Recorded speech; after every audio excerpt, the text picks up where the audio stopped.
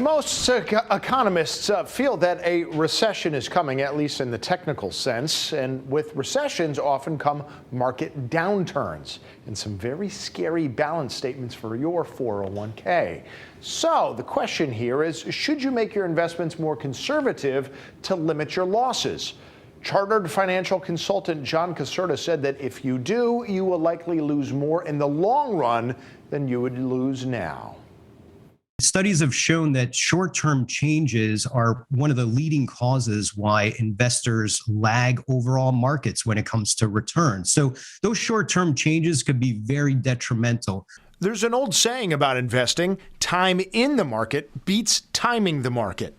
You can't risk missing out on the good days just to miss a few bad ones. Studies have shown even if you miss a few of the best days in the market over a long period of time, that could really hurt your returns in the long run.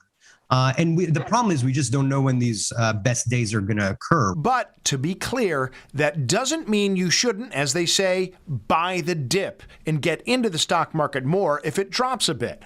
That's not really timing the market so much as it is entering the market earlier than you would have. In other words, it's adding to that time in the market. Now would be a great opportunity to enter the market, especially if you have time on your side. For young people just starting out, this is a great time. But a lot of people, especially younger workers, don't have a lot of money to enter the market, especially lately. It can make for a tough choice: lock away money towards retirement or keep it close by in an emergency fund. Caserta said what to do depends mostly on what you've been doing. So I would say a little bit of both, and it depends on your situation, right? So if you've spent some time in the market just investing and you've had a great run up, but you've ignored that emergency savings, it might be worthwhile to dial up that emergency savings. And the same thing goes, vice versa.